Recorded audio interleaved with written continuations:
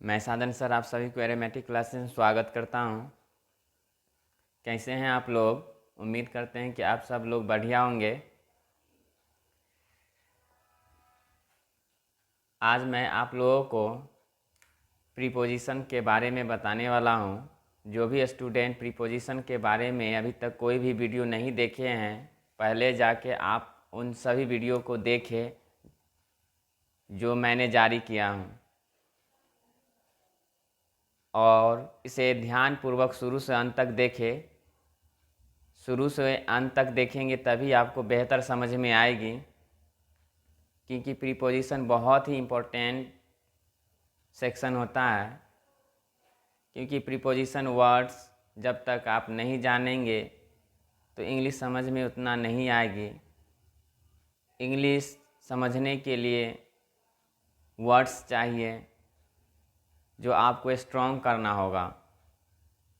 जब तक आप स्ट्रॉन्ग नहीं करेंगे वोकैबुलरी को, तब तक आप इंग्लिश को अच्छे ढंग से नहीं समझ सकते हैं, नहीं लिख सकते हैं, नहीं आप बोल सकते हैं। अगर आप इंग्लिश जानना चाहते हैं तो सबसे पहले सबसे प्रमुख बात यही है कि आप लोग अच्छे से इंग्लिश वर्ड्स को याद रखें और यूज करें। क्योंकि जब तक आप यूज नहीं करेंगे, कन्फर्म है कि आप इंग्लिश नहीं समझ सकते हैं। तो वर्ड्स यूज करिए, याद कीजिए। तो आज का वर्ड है, आज का प्रीपोजिशन वर्ड्स है इम्पोर्ट फ्रॉम। Import from. अब इम्पोर्ट वर्ड के साथ कौन सा प्रीपोजिशन यूज किया जाता है? तो फ्रॉम यूज किया जाता है।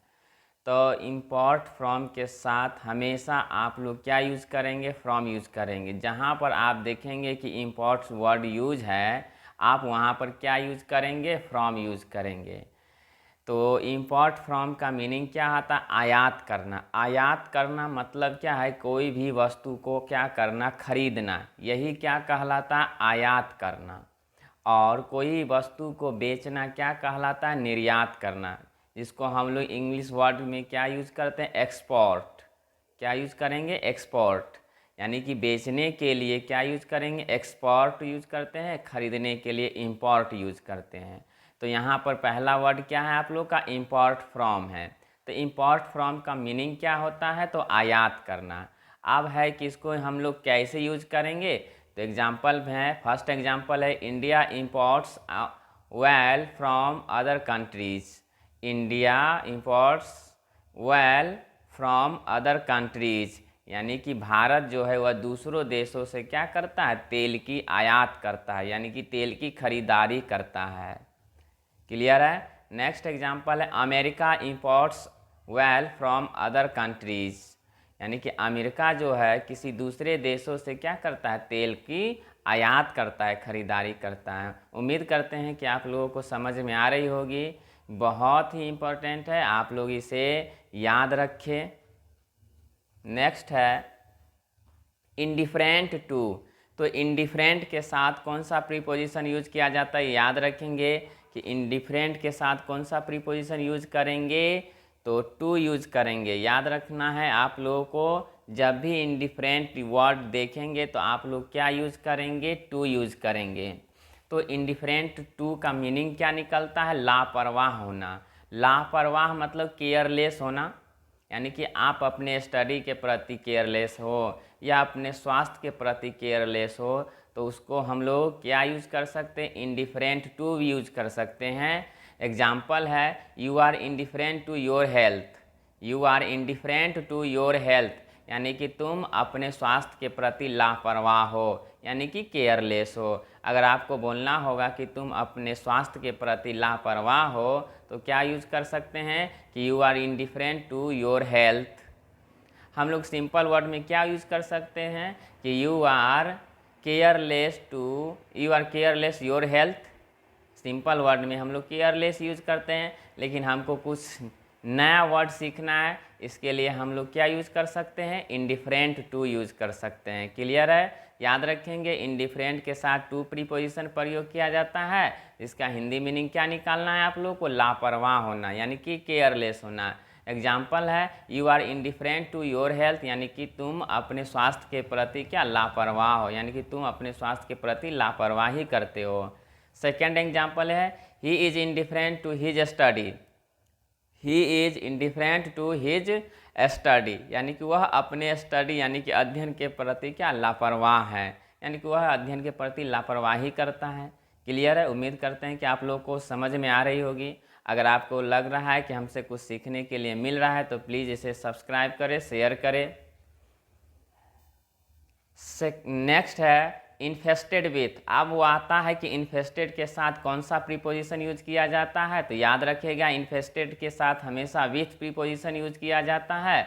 और इन्फेस्टेड विथ का मीनिंग क्या होता है? भरा हुआ, यानी कि फुल ऑफ। हमने पिछले वीडियो में बताया भी है कि फुल ऑफ का मीनिंग क्या होता है? भरा हुआ है। अब हम लोग क्या पढ़ रहे हैं? इन्फेस्टेड विथ पढ़ रहे हैं, न्यू वर्ड पढ़ रहे हैं। क्या पढ़ रहे हैं? इन्फेस्टेड विथ पढ़ रहे हैं। तो याद रखिएगा इन्फेस्टेड विथ का मीनिंग क्या निकलता है? भरा हुआ।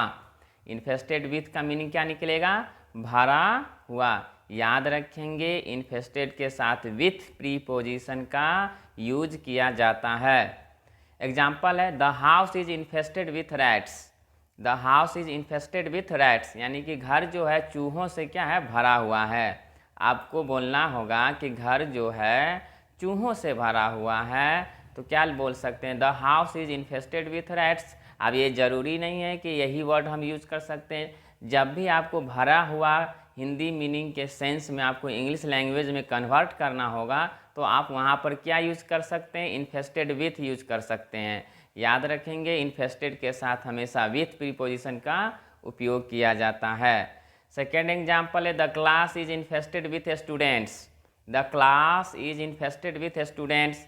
हिंदी मीनिंग हुआ कि वर्ग जो है, कक्षा जो है वह किससे है? विद्यार्थियों से भरा हुआ है, यानी कि क्लास जो है वह किससे है? स्टूडेंट से भरा हुआ है।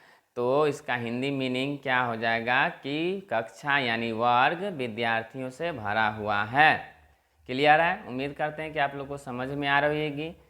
नेक्स्ट है इन्फॉर्म ऑफ। अब आता है कि इन्फॉर्म के साथ कौन सा प्रीपोजिशन यूज होता है, तो ऑफ यूज होता है। याद रखेंगे इन्फॉर्म के साथ कौन सा प्रीपोजिशन यूज करेंगे आप लोग? ऑफ यूज करेंगे। इन्फॉर्म ऑफ का मीनिंग क्या निकलता है? सूचना देना।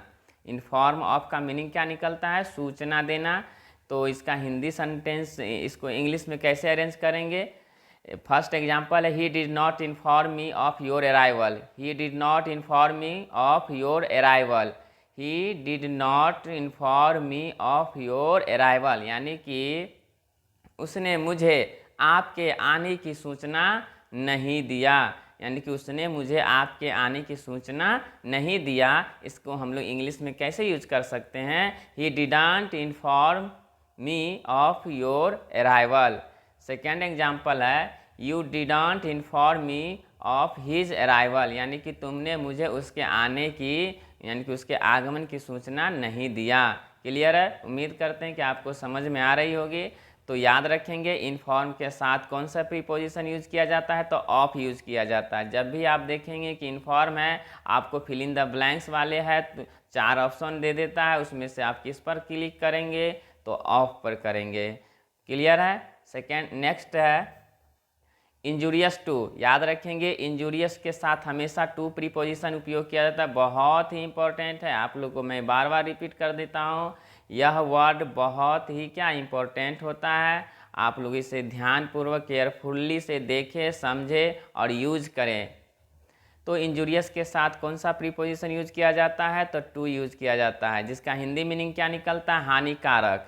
जिसका हिंदी मीनिंग क्या निकलता है? हानिकारक। एग्जाम्पल है smoking is injurious to health, यानी कि smoking is injurious to health का हिंदी मीनिंग हुआ कि धूम्रपान स्वास्थ्य के लिए क्या है? हानिकारक है। अगर आपको बोलना होगा कि धूम्रपान स्वास्थ्य के लिए हानिकारक है तो आप इसको इंग्लिश में कैसे यूज करेंगे?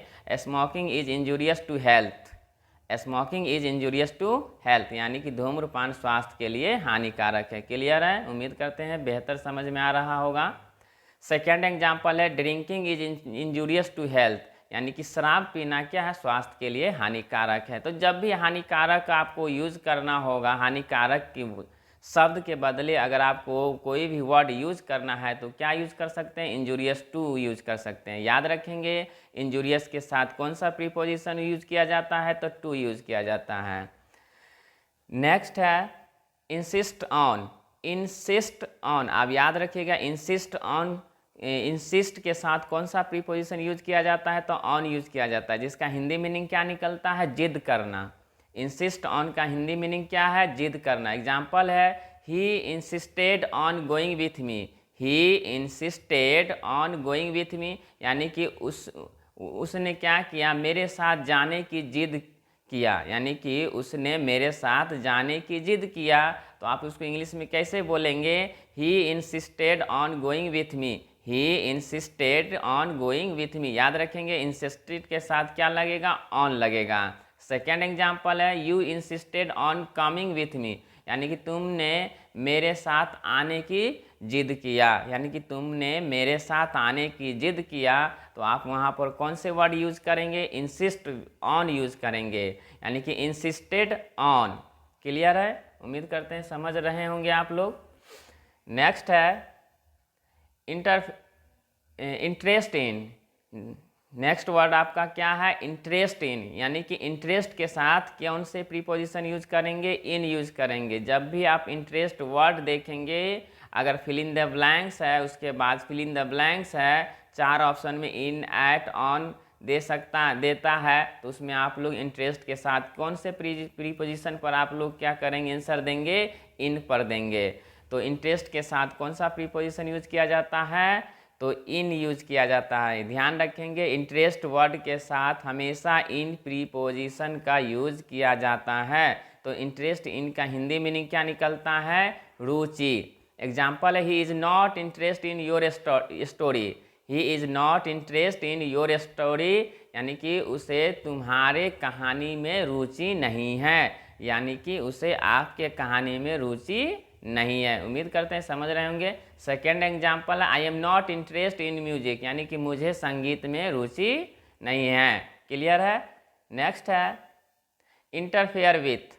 अब इंटरफेयर के साथ क्या लगता है, विथ लगता है, जिसका हिंदी मीनिंग क्या निकलता है, दखल देना। दखल देना कहने का मतलब किसी के काम में जाकर बीच में बाधा पड़ना, यानी कि जाकर रोकना, दखल देना, यही दखल देना यही कहलाता है इंटरफेयर विथ। तो इंटरफेयर के साथ क्या लगता है, विथ लगता है। याद रखेंगे इंटरफेयर शब्द के साथ, इंटरफेयर वर्ड्स के साथ क्या लगता है, विथ प्रीपोजिशन का प्रयोग किया जाता है, जिसका हिंदी मीनिंग क्या निकलता है, दखल देना। एग्जाम्पल है don't interfere with my work, यानी कि मेरे काम में दखल मत दो। आपको बोलना होगा कि मेरे काम में, मेरे कार्य में दखल मत दो। तो उसको इंग्लिश लैंग्वेज में कैसे आप बोल सकते हैं, don't interfere with my work. या आप ऐसे भी यूज कर सकते हैं don't interfere with my study, मेरे पढ़ाई में, मेरे अध्ययन में कोई भी दखल मत दो। सेकेंड एग्जाम्पल है इन don't interfere with my personal matter. Don't interfere with my personal matter, यानी कि मेरे पर्सनल मैटर में, यानी कि पर्सनल खुद का मामले में क्या है, दखल मत दो। क्लियर है, उम्मीद करते हैं कि आप लोग समझ रहे होंगे। नेक्स्ट है इंट्रोड्यूस टू। इंट्रोड्यूस टू, अब इंट्रोड्यूस टू का मतलब क्या होता है, परिचय कराना, यानी कि जान पहचान कराना। तो इंट्रोड्यूस के साथ हमेशा कौन सा प्रीपोजिशन यूज करेंगे, तो टू यूज करेंगे। याद रखेंगे इंट्रोड्यूस के साथ हमेशा टू प्रीपोजिशन यूज किया जाता है, जिसका हिंदी मीनिंग क्या निकलता है, परिचय कराना। एग्जाम्पल है इसका he introduced me to his friend. He introduced me to his friend, यानी कि उसने मुझे अपने दोस्तों से क्या किया, परिचय कराया, यानी कि उसने अपने दोस्तों से क्या किया, परिचय कराया। तो इसके लिए आप लोग क्या यूज कर सकते हैं, इंट्रोड्यूस टू यूज करेंगे। याद रखेंगे इंट्रोड्यूस के साथ क्या लगता है, टू प्रीपोजिशन का प्रयोग किया जाता है। तो फर्स्ट एग्जाम्पल है he introduced me to his friend, यानी कि उसने अपने दोस्तों से मुझे परिचय कराया या मिलाया। Second example he introduced me to his parents, यानी कि उसने अपने माता पिता से मुझे क्या किया, परिचय करवाया, यानी कि जान पहचान करवाया। उम्मीद है कि आप लोग समझ रहे हैं। नेक्स्ट है इनवाइट टू। आप याद रखेंगे इनवाइट के साथ कौन से प्रीपोजिशन यूज किया जाता है, तो टू यूज किया जाता है, जिसका हिंदी मीनिंग क्या निकलता है, निमंत्रण देना, यानी कि निमंत्रण यानी कि आपको किसी भी फंक्शन में बुलाना। तो इनवाइट के साथ क्या लगता है, टू प्रीपोजिशन का प्रयोग किया जाता है, इसका हिंदी मीनिंग क्या निकलता है, निमंत्रण देना। एग्जाम्पल है he invited me to dinner, he invited me to dinner, यानी कि उसने मुझे क्या किया, डिनर पर क्या किया, निमंत्रण दिया, यानी कि रात के खाने पर क्या किया, हमें बुलाया। सेकेंड है you invited me to dinner, यानी कि तुमने मुझे क्या किया, डिनर पर बुलाया। क्लियर है? उम्मीद कर रहे हैं आप लोगों को यह क्लास बहुत ही अच्छा लगा होगा।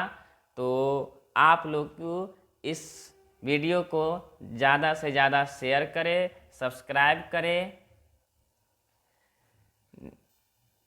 तो आज के लिए इतना ही है, इससे आगे मैं आप लोगों को नेक्स्ट वीडियो में बताऊंगा। धन्यवाद।